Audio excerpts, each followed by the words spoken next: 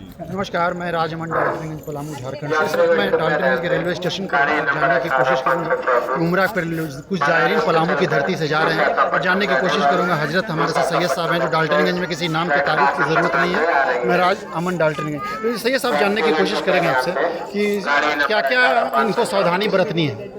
अस्सलाम वालेकुम रहमतुल्लाहि व बरकातहू। ये बड़ी खुशी की बात है और इंतहाई हमारे लिए भी मसरत की बात है कि हमारे मोहल्ले के एक अजीम बुज़ुर्ग जनाब मीर अब्दुल साहब और अपने फ़र्जंद के साथ, अपनी बेटी के साथ उम्रा के लिए तशरीफ़ ले जा रहे हैं। ये बड़ी सआदत की बात है। अल्लाह के हबीब सल्लल्लाहु अलैहि वसल्लम ने फरमाया कि जब कोई शख्स उम्रा का इरादा लेकर अपने घर से अपने कदम को बाहर निकालता है तो अल्लाह तबारक व तआला उसके हर कदम के बदले उसको 10 नेकियां अता करता है। जितने भी कदम पड़ेंगे हर कदम के बदले अल्लाह 10 नेकियां अता फरमाएगा। तो इनसे सबसे पहले तो मैं ये गुजारिश करूँगा, अल्लाह ताला ने आपको ये मौका इनायत किया, आप ऐसे मुक़द्दस सफ़र पे जा रहे हैं, आप अपने महल्ले वालों के लिए, अपने शहर वालों के लिए, अपने मुल्क के लिए अमन व अमान की दुआ फरमाएंगे।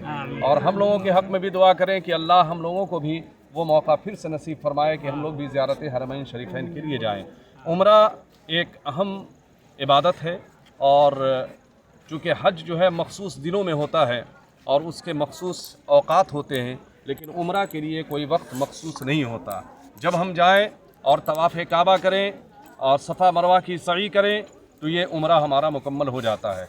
और उम्रा के ताल्लुक़ से अल्लाह के हबीब सल्लल्लाहु अलैहि वसल्लम ने फरमाया कि अगर कोई शख्स उम्रा की नीयत से मक्का मुकर्रमा जाए तो वो मेरे रोज़े पर ज़रूर हाज़िरी दे। इसलिए कि अल्लाह के हबीब ने फरमाया कि जो शख्स मेरे रोज़े पर हाजिर होता है उसकी शफाअत मुझ पर वाजिब है।